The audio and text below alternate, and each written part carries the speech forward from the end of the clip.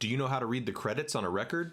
Let's talk about it. I'm an entertainment attorney. On this channel, I talk about legal issues that artists, athletes, and creators face in the entertainment world. If you want to hear more about that, follow along. Let's take a look at a record and I'll talk you through what all the different credits mean. So in the back of the album, you're going to see these two little symbols. Copyright 1982, Van Halen Productions Incorporated. Copyright 1982, Warner Brothers Records Incorporated. But wait, that's a circle with a P inside of it. What does that mean? Generally speaking, a circle with a C in it can refer to any kind of copyright. But in music, if they want to, record labels can use the circle P to refer to the copyright in the sound recording. Sometimes these are called master recordings, but this is a separate copyright from the musical composition of the song. Musical compositions are going to have that circle C, and sound recordings are going to have that circle P. And the P stands for phonorecord, which is a term that no one but lawyers are going to use. So Van Halen Productions Incorporated, that's going to be the publishing company, the company in charge of those musical compositions behind the sound recordings. The sound recordings, those are going to be owned by the record label, in this case, Warner Bros.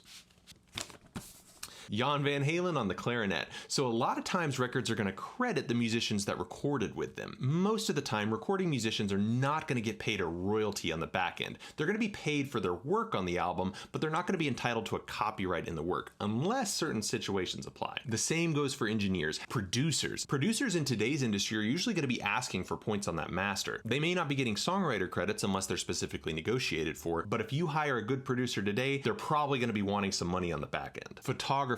Now this guy, Niels Laws, he photographed everybody in the 1980s. If you like 80s rock and roll, he took a picture of the band you like. Typically, photographers own the copyright in the pictures they take, but they license them to be on record sleeves or other material. 9 times out of 10, they're not going to be getting paid royalties for sales of these records.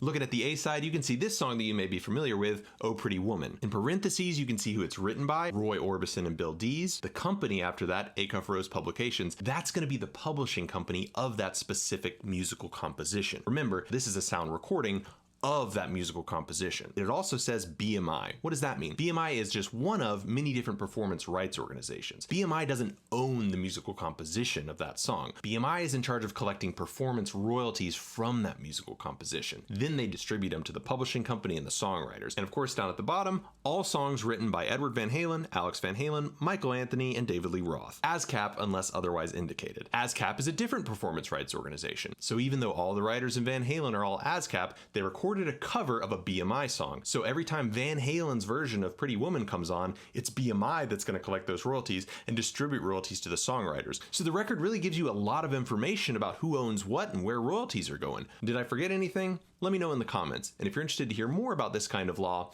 like, subscribe, and follow along. See you in the next one.